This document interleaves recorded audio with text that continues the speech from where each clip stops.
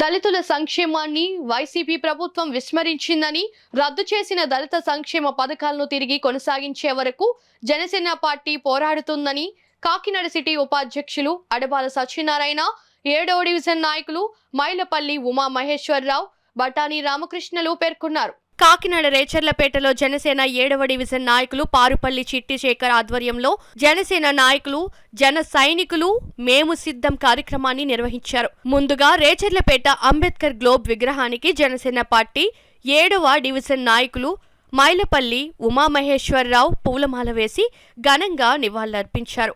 అనంతరం ప్లాకార్డులను పట్టుకుని పెద్ద ఎత్తున నినాదాలు చేశారు. పలుచోట్ల మేము సిద్ధం స్టిక్కర్లను అతికించారు. ఈ సందర్భంగా జనసేన పార్టీ కాకినాడ సిటీ ఉపాధ్యక్షులు అడబాల సత్యనారాయణ, 7వ డివిజన్ నాయకులు మైలపల్లి ఉమామహేశ్వరరావు, బటాని రామకృష్ణ మీడియాతో మాట్లాడారు. ఈ కార్యక్రమంలో జనసేన పార్టీ కాకినాడ సిటీ సహాయ కార్యదర్శి వాడ్రేవు లోవరాజు, జనసేన నాయకులు సామంతుల మనోహర్, కొర్నాల అప్పారావు, మట్టా వెంకటరమణ, తంతాడ బాబ్జీ, డాక్టర్ బాబు, జనసేన నాయకులు, జన సైనికులు తదితరులు పాల్గొన్నారు. మన బాబాసాహెబ్ అంబేద్కర్ ఇచ్చిన పథకాలు ఏవి తీశారంట, 29 పైన తీశారంట. మరి దానికోసం పోరాడుతున్నాము. ఒకరికో ఇద్దరికో అందరికి అందట్లేదు. ఎస్సీ కార్పొరేషన్ లోన్లు చెప్తే క్లోజ్ చేస్తున్నారు. ఎస్సీ కార్పొరేషన్ లోన్లు కూడా తీశారు. గతంలో ఎంతోమంది తీసుకున్నారు.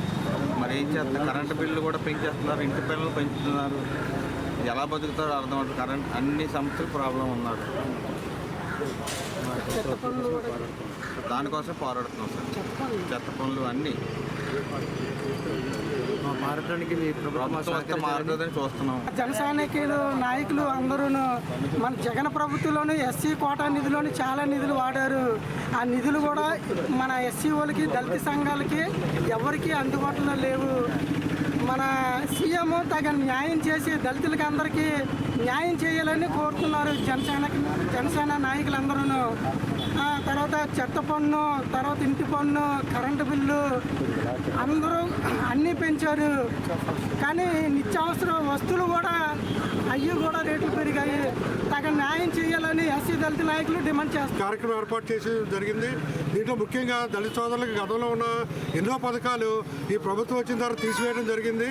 పథకాలు పోవటం ఒక వంతు అయితే, పెరిగిపోతున్న నిత్యావసర ధరలతోటి సతమతమవుతున్న జీవితాలు మాకు ఎక్కువగా కనపడుతున్నాయి. వారు చెప్పే విధానంలో కూడా ఇంటి పన్నులు పెంచేశారు, చెత్త పన్నులు పెంచుతున్నారు, నిత్యావసర సరుకులు పెరిగిపోయినాయి, పెట్రోల్ పెరిగిపోయింది, డీజిల్ పెరిగిపోయింది. ఏ ఒక్క వస్తువు కొనేలాగా లేదు. ఏ విధంగా బతకాలి అన్న ప్రశ్న ఇక్కడ వినపడుతుంది. కాబట్టి సదరు ఈ పథకాలన్నీ పునరుద్ధరించాలని, దళితానికి న్యాయం చేయాలని మేము జనసేన తరఫున కోరి ప్రార్థిస్తున్నాం.